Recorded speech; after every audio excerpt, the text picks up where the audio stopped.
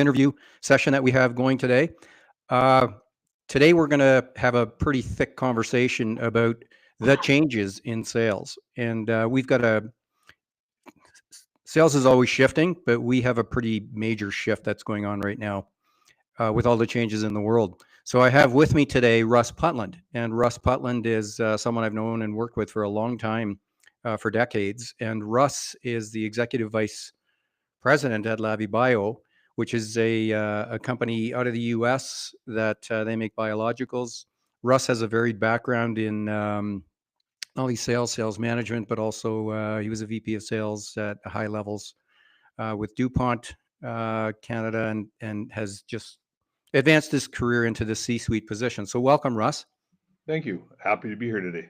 Yeah, I'd encourage you guys to look him up. He's a interesting cat with innovative ideas, which we're going to find out. So I'm going to jump right in, Russ.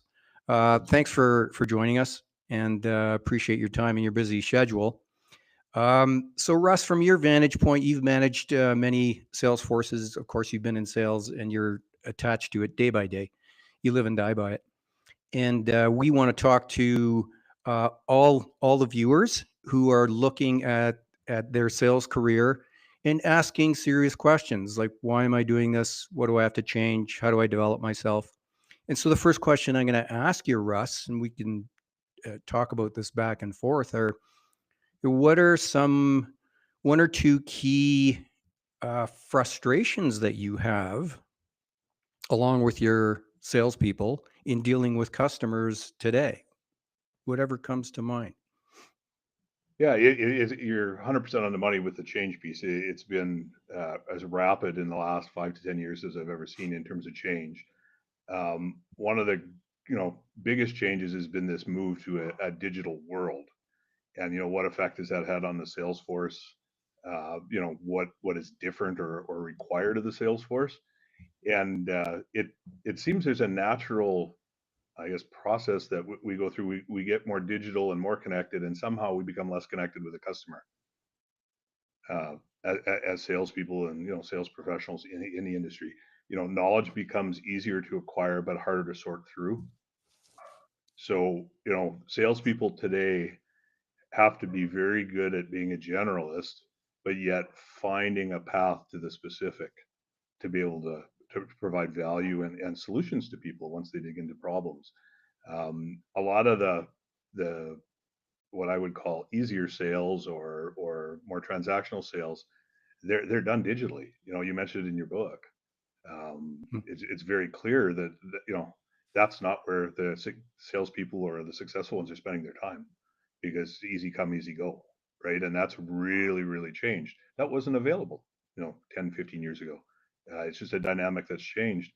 And now having all this data and analytical pieces to it, what do you do with it? Becomes the question, right? Not here's a product, this is what it does, but on my farm where I live regionally, we have the ability to do so much more detailed and drilled down work with these people that you can't do it with some of the digital and the analytics and stuff. You still have to have people there to facilitate those conversations and to bring forward and help make decisions for customers. Yeah, so I mean, conversation is a broad word. It's big, it's overused, it doesn't, you know, we kind of hide behind it. Hmm. So, you know what I mean? Like we have conversations uh with customers, obviously, and I'm thinking of all of us salespeople. We are out there dealing with a customer that's in this digital world as well, and subconsciously they're expecting to be dealt with digitally, and they probably have Hmm. done a whole bunch of pre-work in their sales cycle, and they think they are at a spot. A customer thinks they are at a spot somewhere along that sales cycle already. And either the sales practitioner, which we Hmm. like to call sales practitioners, highly skilled, highly trained, the sales practitioner has to figure out where is that customer in what they think they know. Or do we just wait for the customer to call us, which also happens? Right. So Yeah. I mean, let's go to that spot. It's an interesting notion of that customers can figure out what they want and make decisions. That's not worked out so well in my own personal life. I made a decision to buy a used car all on my own when I was a 16-year-old. $4,000 later, a transmission and a motor, I got a different car because I didn't understand the people that I should have involved in that decision to help me with the gaps I had in knowing about a car. And that's a very simple example. And if you think about it, in a way more complex world where you have biology and in the case where I work in agriculture and environment and there's so many complex challenges, you can't explore that digitally. It can support what you do, but it can't be the lead. It still has to have that facilitator to bring it together to make better decisions based on more analytics, more knowledge, more complex, 10 different factors instead of one like it used to be. And I'm guessing, Rob, but we haven't really talked a bunch since you wrote your book, and I'm guessing that's why you wrote a book. But I don't want to put words in your mouth. Well, yeah, I mean, this is an interesting thing for all us, salespeople, sales practitioners. If we are going to position our role in the proper place, and this has to be stated to the customer, we have to position ourselves with a decision maker so that the decision maker knows, oh, I'm not in this alone. And the reason I bring that up is because we have to put this in the right context, don't we? Where do you as a salesperson position your role and announce and declare your role as helping that decision maker? Because I found that strong decision makers and anybody who's a department head or leading a company or an entrepreneur or something like that, they need ideas and they need problems found and fixed from the outside. Yeah, I couldn't agree more. If you see yourself that way, you have to announce yourself that that's my role here, is to put myself in a place. I'll put myself on the hook. I'll put myself on the line to help you find and fix a problem. I had a sales leader one time that always said you need to challenge, but thoughtfully. And of course, I always had a little challenge with the thoughtful part. But and I've since thought a lot about the notion of challenging to help people make decisions, whether that be upward, sideways, middle, growers, retails, you name it. And it's almost an obligation of a good salesperson to challenge the we used to always say challenge the status quo, which sounds buzzy, but but it's kind of true, right? What value can you bring if you just agree? Like being agreeable all the time is nothing. It's like a person that laughs at everything. They don't have a sense of humor. They just laugh at everything. Right? There's no distinction, and you can't discern that, oh, this is meaningful. One thing that earlier on in some of your courses and stuff that I've taken in the past was that it also needs to be somewhat deliberate. You use the word announcement. Whenever you get into those situations where you want to separate yourself from the herd, it becomes a deliberate process. You have to bring it to consciousness and say deliberately, they need to feel that I am different than the rest of the people that roll up the driveway or at the store or whatever business you're working in. And it needs to be almost that blunt, as an announcement that no, that isn't the way, we need to know more before we can do business like this. This isn't the way it works, and it takes some risk, and some uncomfortableness if you've never done it before. But I assure you, it becomes a rewarding relationship, and then it's built on the right foundation, which is key. Yeah. So, I mean, as a decision maker, you're in the C-suite. You got to make major decisions every day. B2B sales. So, and that's what we're talking to here. All of us, talking and listening here are in B2B sales, and we want to approach existing customers who are in decision making situations, and then new customers who are decision makers. So, you as a decision maker,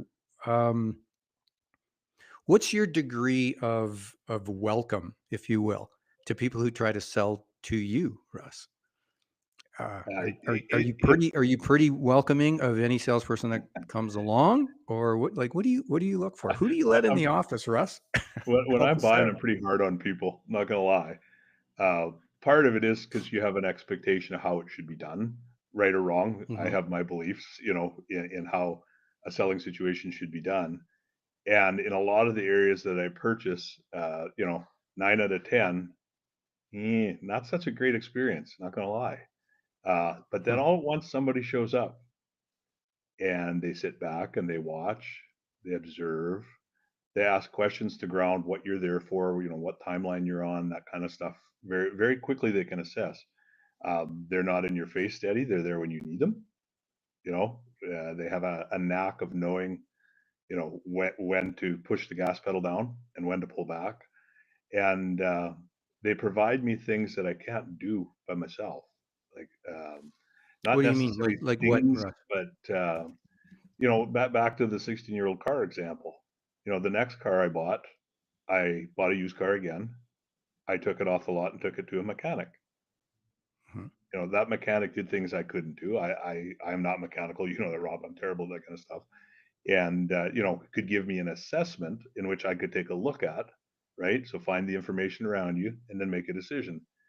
And the really good salespeople will do that. Oftentimes they'll be younger and they don't know necessarily, but that ability to be that generalist and pull an expert in, or somebody that can help them show value. Oftentimes we think we got to do it all.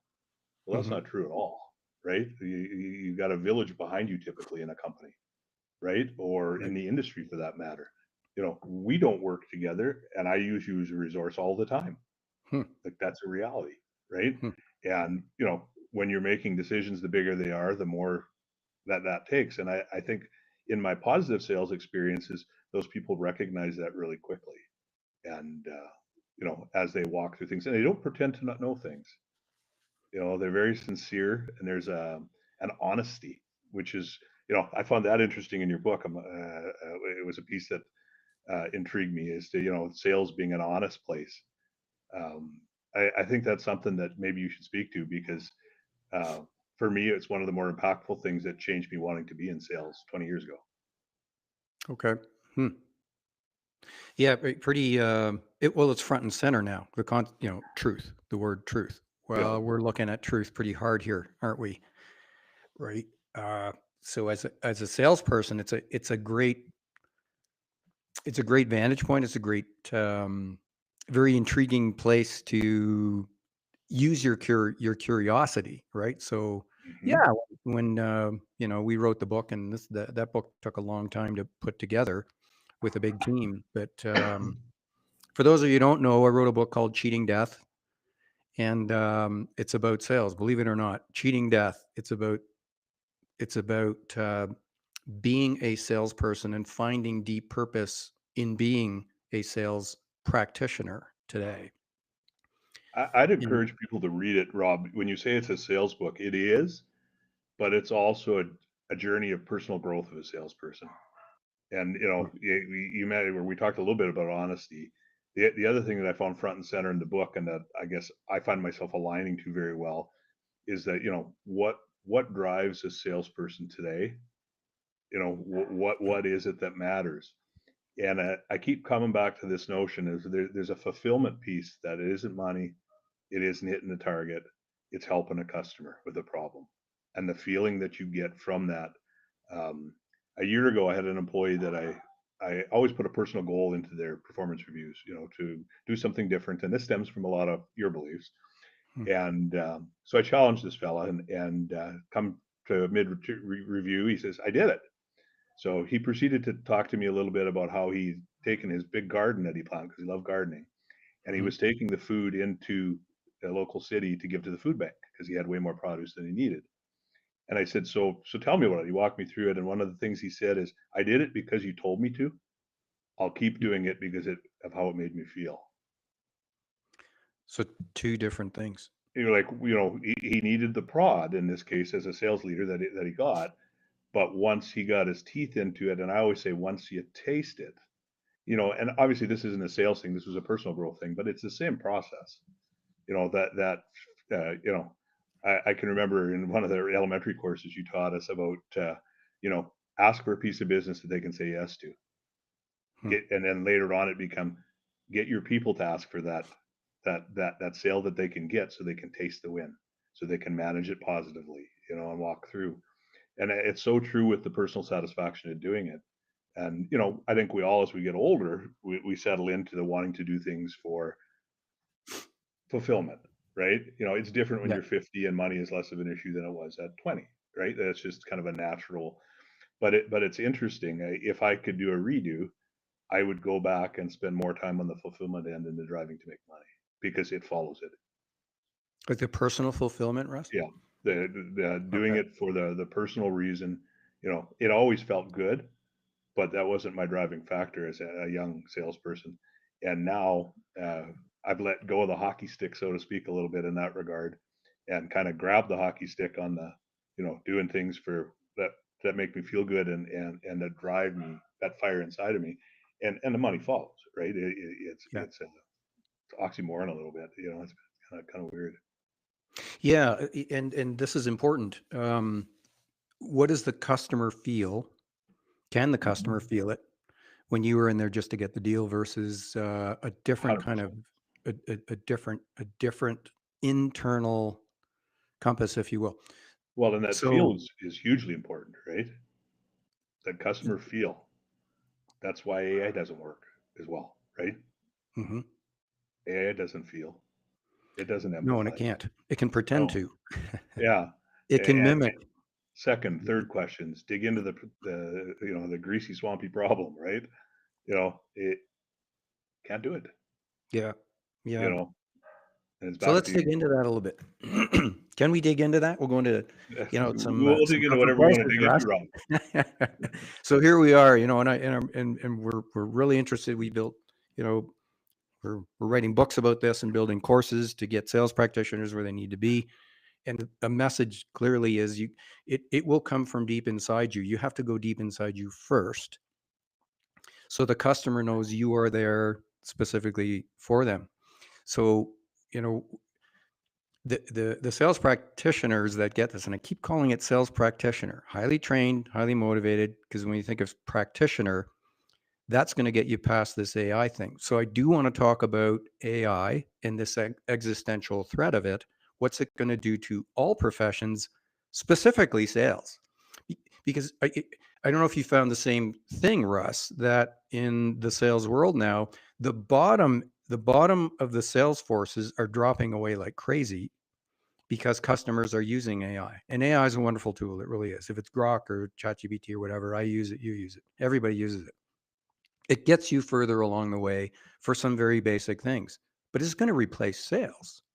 So you said a very interesting thing. What can AI not do?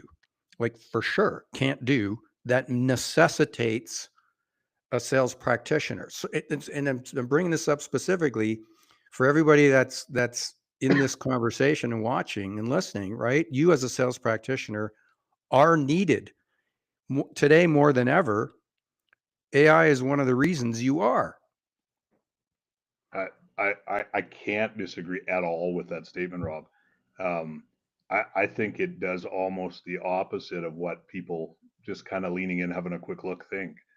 The world is becoming more complex with more to deal with than less, because we have access. Have access to data, technology, all the different changes, and it's all the industries. It's not one. It's every one of them's the same that way. They're all affected by these, and you know, people that buy aren't going to sort through the noise. They, you The know, noise. they don't have time.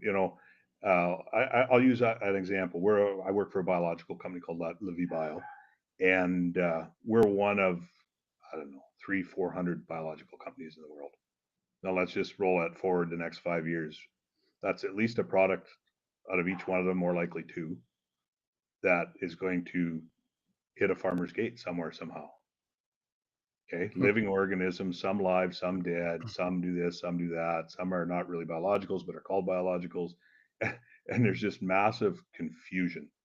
One of the biggest problems in the industry I'm in is the confusion to prove that you are viable, that you're efficacious, and that you're reliable. Back to the staples of what, but in order to do that, there's a combination of using machine learning, AI, to get to some of the data, but then there's still a facilitation of the data, because I had a farmer tell me not 2 weeks ago, Russ, you got to have a lot of data. And you know what? I still got to believe your data. What did he mean by that, Russ? Well, so you can show me data till you're blue in the face, but I'm not there when you're collecting it. I don't know how you did it. So in order for me to believe it, there's got to be a conversation. I need to be able to ask questions, and you need to be able to answer those questions. And we need to take it 2, 3 layers deeper, because I can stare at the page and look at the data. I don't need you for that. Well, why? I can do that too, right? Mm-hmm. But the conclusions we draw when we can't ask questions is a problem, you know. And there's so much art in the way things are done and tested, and all these different things, that it's really imperative to actually have a conversation. And through COVID and stuff, I think we pushed our people to become almost like call center people. Mm-hmm. This move, and it was forced because we were all locked up, right? Sure. It was what it was, for the time being. But there's three years of people that the people that were, belly to belly salespeople became those call center people temporarily. The people that started out didn't know any different, and they're those call center people. And one of the things you taught me, it takes 10 seconds to make a habit, and about, could be a year to break it sometimes. And you start to, digitally engage and take the personal piece away, or the empathy piece away, and all the things a practitioner can do. And of course there's a gap. We essentially, for those 3 years, turned into what AI is doing now, the digital platforms. We Like supplemented them as they chatbots went up. and Yeah, chatbots, and yeah. just digital platforms where you can purchase things, and and in complex, with complex offerings, which I would suggest are more than less. It's not a great way to attack the market, that's for sure. No, no. No, Yeah, the converse. So we're back to this word conversation, and yeah, and what is that, and how wonderful and enjoyable that is, and yet less and less of it is happening, or it's happening in a different way. yeah. So, with your salespeople, Russ, how much time do you spend emphasizing, encouraging, role playing, engaging? How much time do you spend saying, like, we're going to spend so much time a day having conversation? Yeah. When you coach their activity, right? And I'm talking to all the sales practitioners that are watching here, right?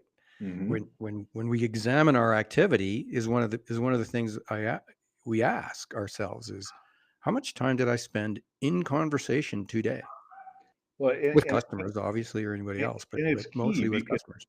why would you expect a result without investment? Like, this is a silly notion. And you know what? I have one particular salesperson is highly skilled, highly seasoned veteran, and in the process of performance review, one of the things he told me that he appreciated the most is the harder conversations. I've What had, do you mean by harder conversations? well, the ones that you don't feel so good about because they're pokey, right? You're asking the question, okay, so this is what we did or I observed. Now, Mm-hmm. why'd you do that? Mm-hmm. Okay, so this is what I was trying to do, and there's always a reason. It's never done. It's pretty deliberate with good people. And then so you start asking the question, well, what about if you'd have done this? What do you think that would have changed? Or I saw you exercising this skill, and you asked, but you kind of didn't ask. Some of that kind of stuff. And it's the same way I take feedback. It's not always the most enjoyable process, but the reality is if somebody's telling you and they're your superior, generally there's something to it. And if there's more than one or two people telling you, you need to take a look in the mirror. And the only way to get better at it is to kind of, it's humility, and it's look in the mirror. Too many people in the world want to change the world, when the reality is you change yourself to get the result that you can best get. Yeah, so I find it. I got to throw this in here, Russ. So if I, how what was it? Malcolm Gladwell in his book Tipping Point, he brought about the notion of it takes 10,000 hours to get good at something. Right. So if and as for all the sales practitioners watching, please don't be offended, but we're trying to poke the bear here, right? So if I said to you, "Oh, Russ, I know all about sales. I've been in sales for 30 years." Doesn't tell me anything. Yeah, well, How it many does how tell many me something, hours but of it's not the convers right something, Rob. What's that, Russ? I said it tells me something, but not the right something. Yeah. It tells me that you clearly ought to touch a little bit if that's the way you feel. Yeah. I So learn every day all the time. I have learned more in the last 5 years in terms of customers and adoption, and it's a constant learning because when you think you get it figured out, the world changes, yeah, and what's required is different or needed. Not necessarily required, but what was your advantage becomes table stakes because everybody else starts to do it. right. Yeah. You know, and the old analogy from the book "Move the Cheese." Well, it's not even move the cheese; it's create a cheese to some degree. It's further than that now, Mhm. and it people don't get that. Like I pray I never turn into the sales leader that says I got this, I know. Oh, yeah, the word Like, expert, it's scary. it give me heebie-jeebies. Yeah. What's the one thing I would encourage is we start to examine, okay, so how much time do I spend getting good at this? My growth comes from my experience. My experience comes from, okay, so how many hours do we spend in conversation? Hmm. Like actually, right? With customers or even in your personal life. How many hours do you spend in conversation? If But you want to get to the 10,000 hours, and if you had 10,000 hours, now it starts, the clock is started again. when I first watched you role play in one of the sales trainings we had, I went, "Well, you made that look pretty easy. It didn't seem real."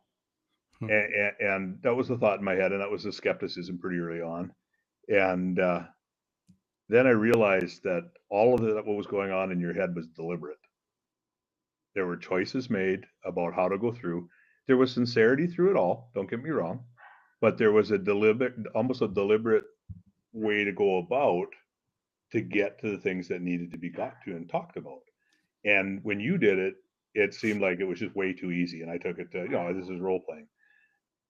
You go back and you do it, you try it out, and you are always a big proponent of exercise the skill. It's going to feel Absolutely. uncomfortable. Yeah. That's okay, right? Free yourself of that. You're not going to be great at it to start, but you got to go there. And, as you exercise that skill, you know, I have since done what I watched you do, Hmm. where it Mhm. almost feels dramatic because it's so easy, so smooth, right? And clearly it was done for illustration when you did it, but it's not so far from like when things are your skill level is elevated, your curiosity is there, and your fear, you're confident enough that fear kind of subsides. Yeah, nervousness in your stomach all day long. You know Mhm. what? I've been on 50 108 colonies in the last 2 months. I'm comfortable as heck at 50. 100. Yeah, comfortable as heck at colonies. I've been a part of their culture and everything for a long time. So just for the audience, Russ, tell us about this. A Hutterite Um, colony so colonies within are, the context of agriculture and yeah. farms, picture So farms all over the place. So now tell us about a Hutterite colony, just for everybody okay, listening. so 108 colonies are they're farmers, but they dress in carmen or in common clothing. They wear black, almost like the Amish people, but not quite. And there's different amounts that kind of, I guess, they stray away from it here and there a little bit. But they are farmers. They come from Europe, a lot from German descent, Austrian descent, that kind of thing, Polish a little bit, and they live communal and they farm. They Mhm. are farmers, and that's what they make their living at doing. Some of them have branched off into other stuff, but I won't get into that today. And they have a hierarchical structure, no different than a corporation, where there's a kind of a controller, which would be a financial boss, a farm boss who makes the day-to-day farm decision on inputs, that kind of thing. And they are also Christian, Protestant Christians as well. So there's a pair of ministers in a colony as well. And then, of course, you have different roles within hog barns, chicken barns, field people, that kind of stuff. But spending a lot of time there, and it's comfortable. Like I can't envision making myself feel more comfortable on a Hutterite colony. But I got nervous before every colony I'd never met. Everyone. That never Why? changed. Because they're each different, or are they? What's the degree of complexity on a It's not the colony? fear of, it's I don't know them. This is a cold call, and it's still a cold call for me. Hmm. 25, 30 years into things, a cold call still makes me nervous. It not from I don't know what to do or I don't know what to say or anything like that. you don't know.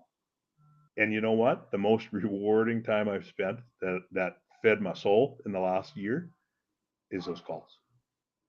Getting to know the people, getting to poke into their organization. You know, one of the things you helped me realize earlier on too, in some of the, I call it the Rob Herbst philosophy, um, is that when you go into a retail or you go into a customer's, you as a that generalist have seen, in my case, it was 100 farms, 30 retails. And when you go to make recommendations and you discuss something, you have sight lines they don't. They can be the smartest people and the greatest farmers on the planet, but they don't see, on any given day, see 30 farms, Yeah. and the differences and the nuances and what's working, what's not, and every industry's got that, right? Because you have the sight lines into many. It's a one to many, right? And Yeah. if you can leverage the many back to a one, there's value, right? So if you're a sales practitioner, any sales practitioner who happens to be listening, you are the expert in your area of expertise. Even if you're 26 years old and you've been at this for a year and a half and you've gone to see 100 customers, each one of those customers only sees their own facility. And they Yeah. see other parts of the world and their own distribution chain, but they don't see 100 different versions of themselves. And you do. You are hugely valuable. So, so Russ, you saw 100 or 50 different colonies. Mm-hmm. Each one of those colonies only sees one. So how much objectivity do they have in their decision making, and how much value do you provide? And is it, in your opinion, is it okay to, in the right way, let them know that, I've studied 50, 130 different companies exactly like yours, and I've learned a lot, and I want to share that with you I think and it's ask about imperative, yours. because one, it's true, it's truth. Sure. Two, when I'm on another customer's, and even if they're talking to one of their neighbor colonies, there's a political filter there too that I don't get. I get a different look than they do, right? I'm not in competition with. I'm not related to people possibly on the colony, those type of scenarios. So it brings a fresh, for one, I would say, almost the eyes of a child, right? Where you're Yeah. looking into things and you're looking into them for the first time. You know, Today we sell bioinoculants, seed treatments, and I can promise you, on those 50 colonies, that's not the most value that got brought, even though they used our stuff. Uh, you know, they were tapping into the really good field bosses tap in to question you. What do you know about this? It just opens doors and windows, and you know what? We sell product because we know other things too, right? What's important to the customer is important to understand. They may support you, and it might be the most important thing on their farm, but you might be able to help in other areas while you're there. It's not kind of putting yourself in a box where I'm here to buy an H. Hey, look in my Right. trench coat. Here's an H. You want to buy it? That's not what it's Yeah. about. It's about that discussion about the challenges they have, and they all have them. Every customer, if they're buying, why are you buying? Like, it's Why a are you simple buying? thing. Like, It's why so are you simple. buying? It's not harder than that. And okay, well, what chain of events has taken you to get here?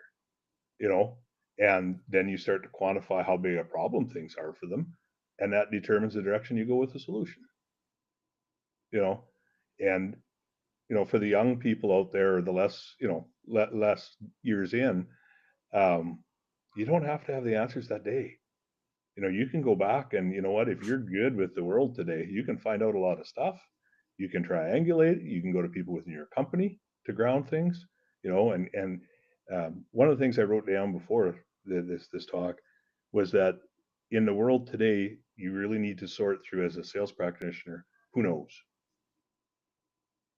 You got 10 areas you could get asked questions in around your products, and you're an expert in 3 or 4, and there's 7 that you know a bit about. But who are the people within your network that you can go to when you need answers to go deeper, if you don't know? And who are, to the earlier discussion, honesty and truth, Hmm. where you're going to get straight answers, and people ramping you up and positive. people that understand that you're not going to know everything, so that, I am a team guy here, gal, and I'm going to help you out. Because um, I was asked tons of questions where I couldn't answer stuff, and I've been doing this a long time. Back to the point of, I got this. Well, no, I don't got this all the time. It's just not the Hmm. way it is. You know, I've been removed from certain things, and I was getting asked questions and whatnot. And it's a humbling thing. You phone your sales staff out there, and it's like, I need help right now. I got asked a bunch of stuff that I know that I don't know. And that's Hmm. okay.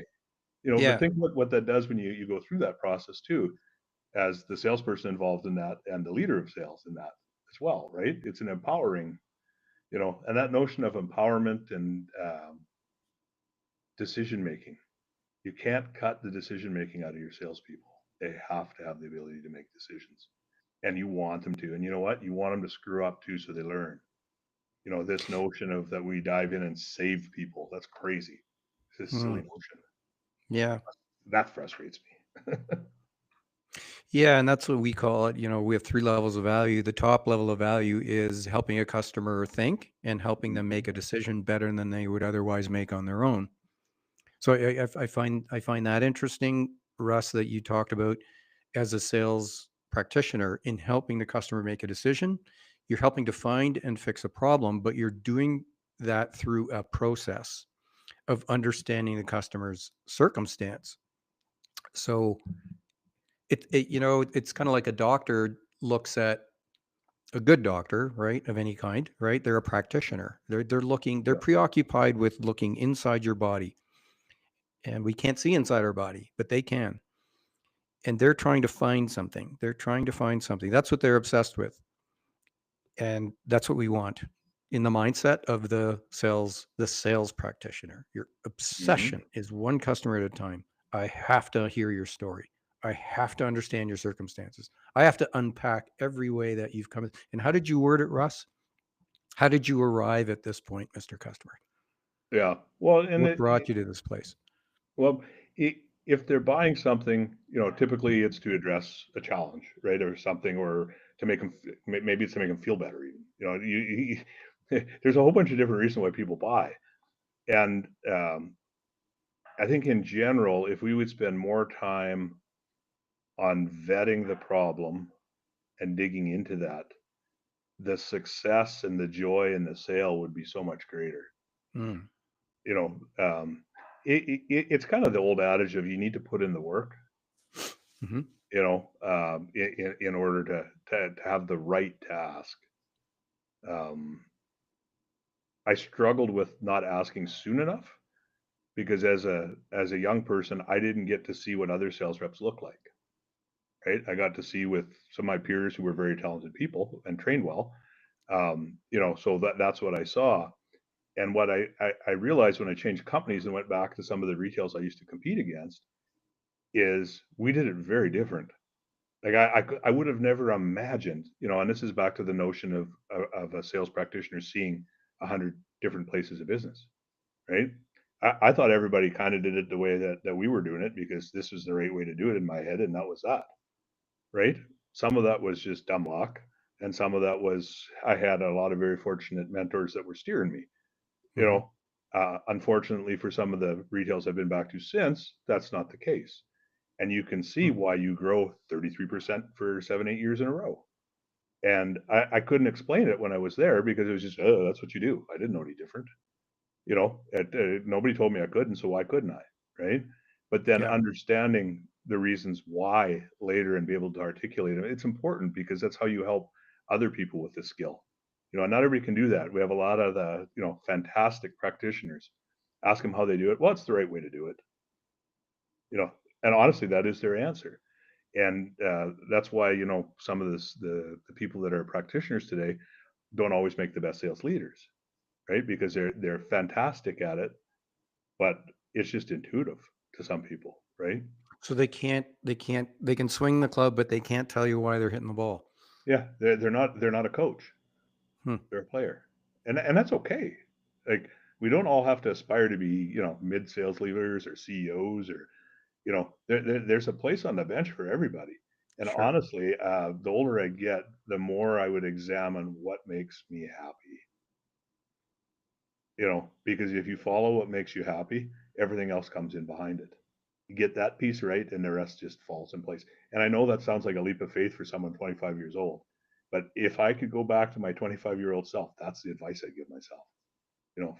Follow the passion, follow the, and it's kind of, dad always said, look after the pennies, the quarters look after themselves. It's kind Yeah, of the same thing, in regard to the passion. It sure.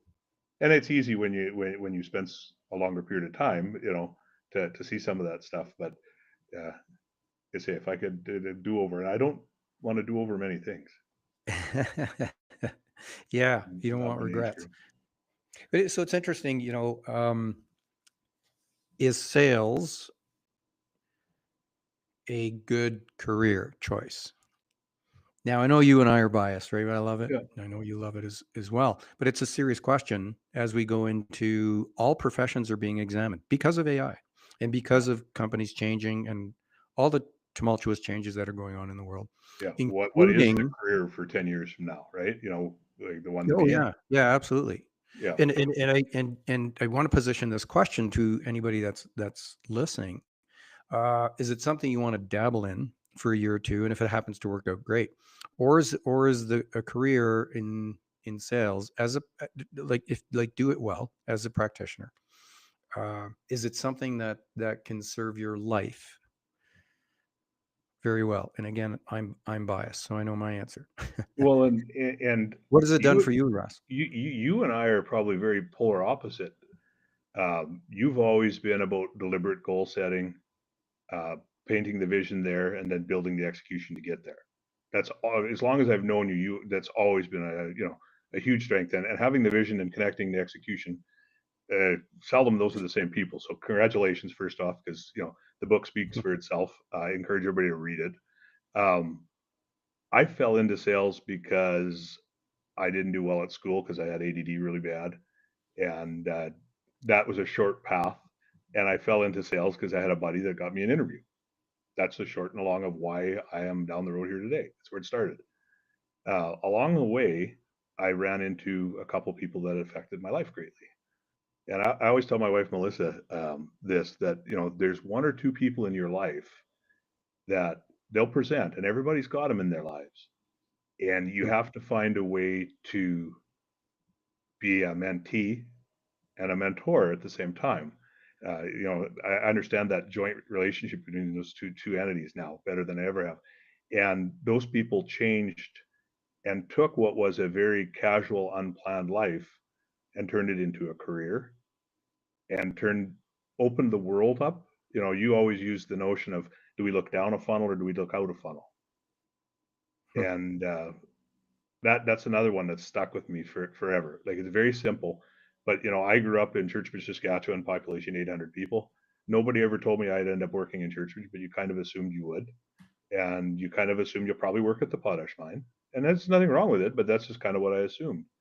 And then all of a sudden, I had opportunity to see different things, And I remember you one time telling me you need to go spend some time in a third world country. Never understood what you meant. Thought you were nuts. I'm not gonna lie.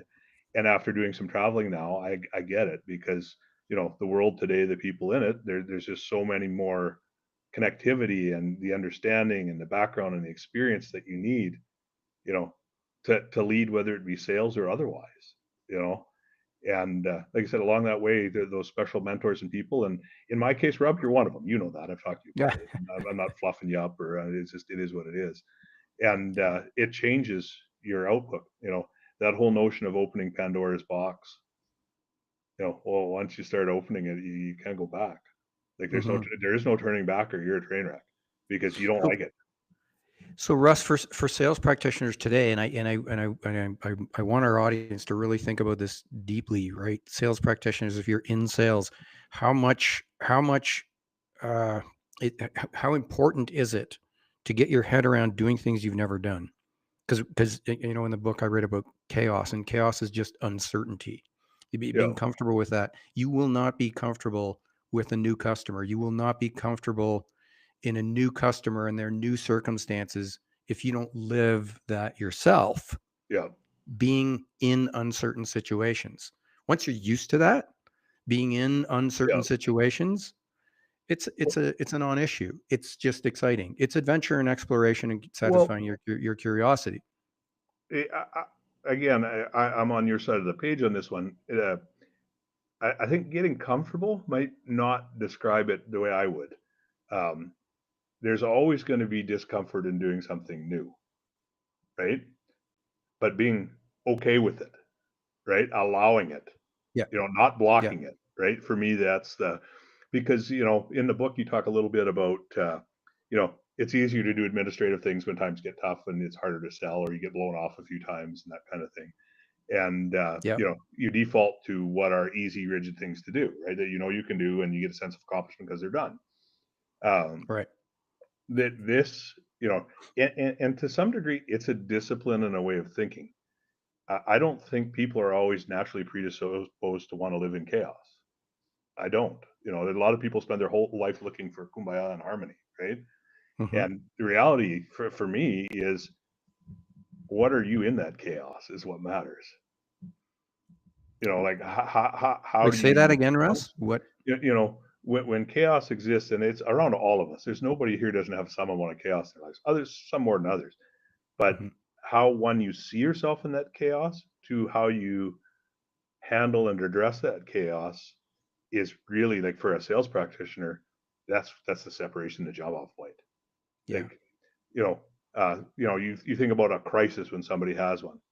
Some people do really well at them. Some people lose their minds, right? Like, and Yeah. they just, and a lot of that has to do one with some of our traits, right? Some of our skills, um, but a lot of it is to do with our experiences and things like experiencing loss. We've talked a lot in the past about that, about being a leader and being a pioneer in things. It's tough to build followership with customers or with employees and organizations unless you've experienced loss, because you got to know what that feels. If you don't know what that feels like, you can't pretend. Back to that sincerity piece. Does a Yeah. customer know if you're really not invested? Yes, they do. Yeah. And it's the same And thing there. So, so crucial. Yeah. And I think this is essential into the core of you as a sales practitioner, right? Uh, are are are you are you determined to go into that journey of self development and know yourself? Because in this the I'm trying to connect the dots here between every sales call is uncertain. hmm If it's not, what do we need you for? yeah, If the customer's buying anyway, like, that's been replaced. yeah, And that's where, automatic online buying and all that kind of stuff, that has replaced like a yeah. lot, like The 30, gimme forty sale percent of does not salespeople. exist because digital handles it today. Exactly. Yeah. And you know what? It's Rightfully so. If, Yeah, if you're just order taking, we don't need you. Sales practitioner, though, you are needed because you yeah, are going into an uncertain situation and the customer doesn't know what to do, regardless of what they say. They don't yeah, know. They don't know what to do. They yeah. need you And sometimes they do know, and that's okay. But you'll find out whether they do know by going through the process, right? going through the And asking the process. Yeah. questions, and and through that you're building a relationship. So when they don't know, guess who they call? Yeah. You know? And I would respectfully submit too that if you've established your role well with a salesperson, and you have to ask permission for this, of course, but Mhm. if I see something, Mr. Customer, do you mind if I call? If I find something that you've missed, do you mind if I bring it to your attention? Do you mind if I look? Do you mind if I observe? Do you mind if I study? Do you mind if I diagnose? I would like to, and this is why. When you couple And you that go with into that uncertainty and find something. the preface of I get to see into 100 retails, Ah, right? And yeah, then move into your, can I look? Can I look? It doesn't cost you for me to look. there you go. You know, I always joke with the current sales staff that I can take yes, I can take no, but maybe doesn't work. I can't deal with maybe. No, maybe That doesn't work maybe for me. is the enemy. You know, Yeah, and the first yeah, time you bring it up, you kind of get the deer in the headlights look a little bit. But you think about it, like, I can deal with yes, I can deal with no. No means, do I invest more and it's yes later, or do I turn the page and move on? right. Right? Yeah, Maybe is, I'm going to invest time and I really don't know. It yeah. might We work have out, to but bring it to a generally conclusion doesn't. here. Yeah. Right. Yeah. Yeah, You got to there's bring no the customer direction. circumstance to conclusion. Yeah. Russ, you know what? This has flown by. Yeah, We're it's at our been end fun. here.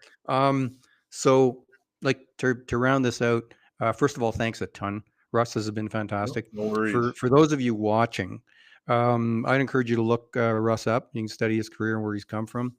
I am gonna ask that if you are interested in the books that we've written and the courses that we produce. We've produced 5 courses, 2 for sales managers and 3 for sales practitioners.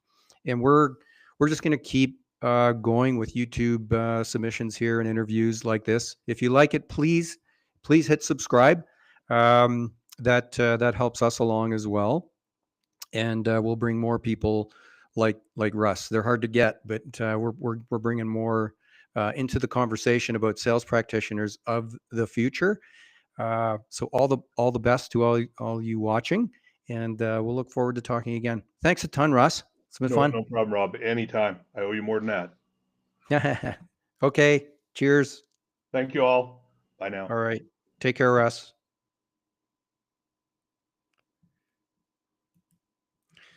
Okay, Russ. So I've stopped the recording, and Awesome. yeah, Did you what do you get what you think? needed?